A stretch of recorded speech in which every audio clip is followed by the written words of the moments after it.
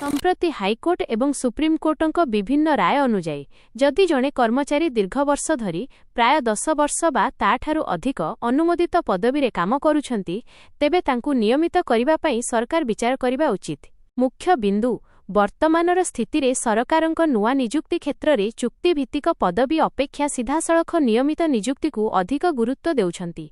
तथापि पारिश्रमिक एवं पदवी स्थायीकरण को नहीं किछि विभाग रे आंदोलन और आईनगत प्रक्रिया जारी रहिछि।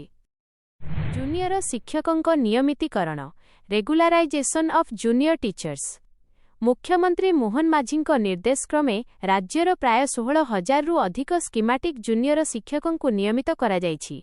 लाभ सेमाने निजर योगदान तारीख डेट ऑफ जॉइनिंग रु ही नियमित बोली गण्य हेबे। दरमा जानुआरी 1 नधनबरु सेमानंकु नियमित स्केल अनुजाई दरमा और अन्यान्य सुविधा मिलिबा आरंभ होईछि।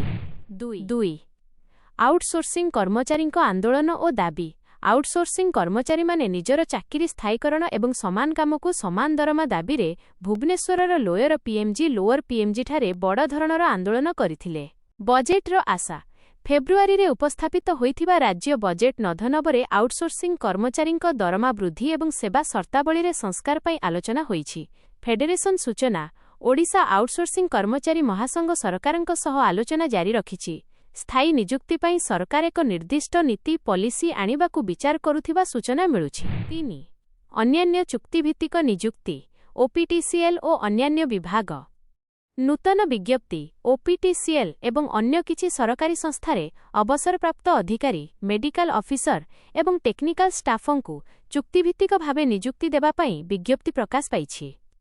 कोर्टंक निर्देश ओडिशा हाईकोर्ट किछि मामलारे शुणाणी करी स्पष्ट करिछंती जे जदि पदवी खाली अछि एवं कर्मचारी जनक योग्यता रखुछंती तेबे 2013 नियम अनुजाई सेमानंक नियमितीकरण प्रक्रिया को अटका जाई पारिबो नाही। मुख्य बिंदु जदियो पूर्वरु 57,000 चुक्तिभित्तिक कर्मचारी को नियमित करा जाइछि, वर्तमानर आउटसोर्सिंग कर्मचारी पई कौनसी चूड़ांत सरकारी विज्ञप्ति ऑफिशियल नोटिफिकेशन आज सुधा आसी नाही।